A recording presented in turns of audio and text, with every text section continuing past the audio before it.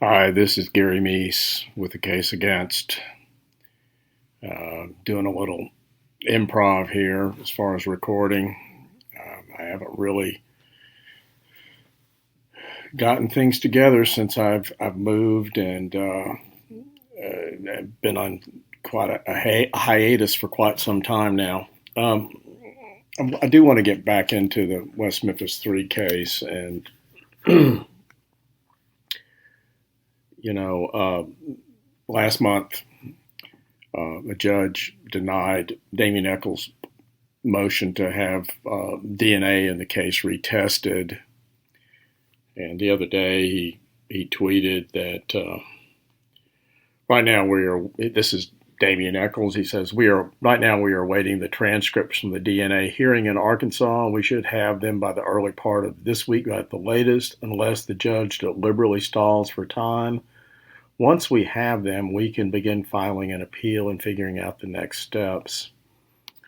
I like how he always, I don't like it. I need to, not be so facetious with this. He has this habit of always casting any of these civil authorities in the worst possible light. So the judge he more or less suggests the judge may be deliberately stalling for time. He has no basis for doing that. I mean, you could say that Echols is stalling for time in filing the appeal. What did the judge actually say in the appeal? Well, I mean, there were some improvisational statements, and those are somewhat important, and I'm sure he's going to use some of that as a basis for his appeal. And I had the actual order here, but basically the judge denied this on the basis that this was a habeas corpus motion and Echols wasn't in custody. Habeas corpus matters referred to people who were in custody. Therefore, Echols had no standing to file this motion for DNA retesting. There are lots of other problems with the Echols motion, including the fact that he just simply signed away his rights back when he was released on an Alford plea, in which he pleaded guilty, by the way, to the murder of Christopher Byers, Stevie Branch, and Michael Moore in 1993 in West Memphis, Arkansas. He signed away his rights to file any kind of legal action against the state in this matter whatsoever, and the judge didn't address that issue in this ruling, but Keith Cressman, who's now the prosecuting attorney, is well aware of that and cited it in some of the supplemental materials he presented to the court prior to the hearing on the motion. I haven't been really excited. There's been a lot of hoopla about all this, and some of it's been kind of interesting. The supporters were upset because they had to wait out in the hot parking lot, which I'm sure was unpleasant. It does get very hot in Arkansas in June, but that shouldn't be news to anybody, and you should come prepared for that. I've been in the courtroom that they were in. It's not a tiny courtroom. I don't know what the standard is on as far as COVID restrictions there now, but there's quite a bit of room in there, and I think maybe they may have been overly cautious if they were actually using COVID standards. Maybe they're really strict there. I don't know exactly what was going on there with that, as far as what the actual COVID restrictions are. I will say it just seems to me that the judge was more concerned about limiting, keeping control of the courtroom and not having a bunch of people making noise, et cetera, et cetera. And, supporters are profoundly ignorant of court matters, and so the idea that you're supposed to respectfully listen to what the court says is foreign to them, I'm sure, most of them anyway. And so I somehow suspect that Tanya Alexander, who's the judge, just simply decided she didn't want to deal with that. Now, Tanya Alexander, well, I saw her handle a few cases in municipal court. Long story, but it's had to do with my job at the West Memphis Evening Times. I did see her in action a few times handling municipal matters as a judge, and I never got the impression that she was soft and easy on criminals. I mean, she is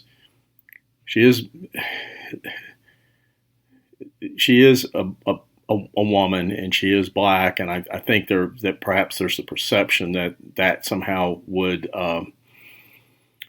make her more lenient, but that's not the impression that I got. And I'm not saying she was overcompensating. I just simply said she struck me as a very serious-minded judge, who's simply more serious-minded in some ways than the other judges who were handling municipal matters, and who seemed to, they seemed a little more relaxed about the whole thing. But she was somebody who was going to follow the law, and that's what she did in this case. And during the hearing, she pointed out to Echols, somewhat deliciously, that nobody made him sign an Alford plea to begin with, sign off on the Alford plea. And, she didn't get into the fact that he signed away his rights, but, if they actually go ahead and appeal, and I suppose they will since they're making noise about it, it's an opportunity to collect more money, and it's going to go nowhere. It's dead in the water. It's been dead in the water. Nothing's going to happen with it. The supporters are not going to be able to successfully petition legislators to change the Arkansas statute so that the West Memphis 3 can file appeal after appeal after appeal into the indefinite future on a case that's closed, that's been closed for 10 years, that the West Memphis 3 have done nothing to move it forward for 10 years, and then right as their probation period comes to an end, Damien Echols, notably without a whole lot of support from his co-defendants, decides that Bob Ruff's pushing him hard enough that and it's a money grab, among other things. Hey, send me some money and we'll file these appeals. The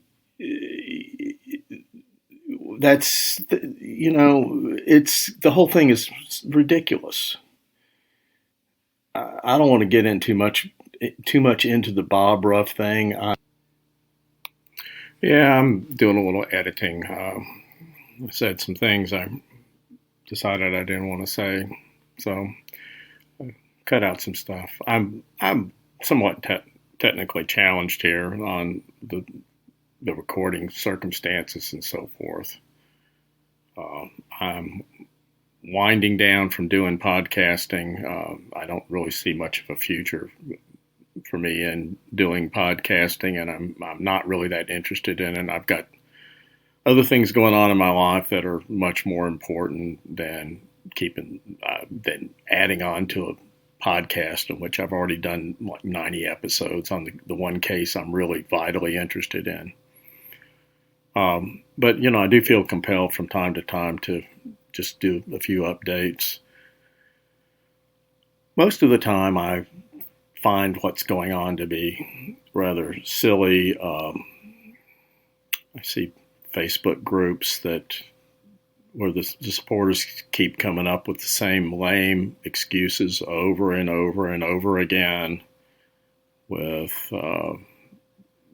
descending down to the level of I too was a goth teen, and and I wear black T-shirts. So why shouldn't I fear the police come and arresting me if they can arrest the West Memphis Three for nothing more than wearing black T-shirts and listening to Metallica? That kind of silly stuff. Frankly, it's tiresome, and I've gotten tired of it over the years.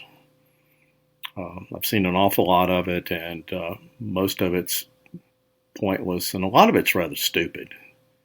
I don't just simply don't have a lot of sympathy for those people, and I've said what I have to say about most of this, and what I have to say about the motion is it's basically just a big publicity stunt. There was really very little legal basis for this. Like a lot of people, frankly, I love to see them go in and test all the DNA, retest all of it. Let's test those genes. Let's test that semen stain and see who jacked off on those pants while the boys were laying there dying. Let's see who descended that far into serial killer territory. I think it would be very interesting, and I don't think it's going to be anybody who's related in any kind of way to the three boys. I think it's going to be one of three teens from the trailer parks. But we'll never know, because that'll never happen. So the best we can do is look at the totality of the evidence, and it all points to the West Memphis Three, and the totality of the evidence points to no one else. It points to them, it points to no one else. They were convicted by a jury, they pleaded guilty, they've come up with nothing new in 10 plus years. But there's a whole bunch of money that went into, I guess they have a whole bunch of money that was contributed, that was supposed to go to retesting DNA, and I guess there was a whole bunch of money that was contributed to the Damien Echols Relief Fund, but we'll never know what happened to any of that now, will we? Anyway, I'm not going to say any more because I already almost got myself in trouble earlier, so I'm just going to shut up. Best wishes. I'm sorry for the delay since my last recording. I've had a lot of stuff going on. Most recently, since the motion, I had COVID. I'm doing fine now.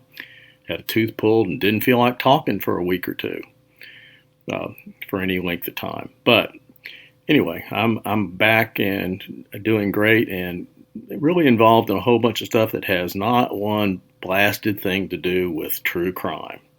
Thank goodness. I'm signing off. This is Gary Meese. Talk to you again. Don't know when. Bye-bye.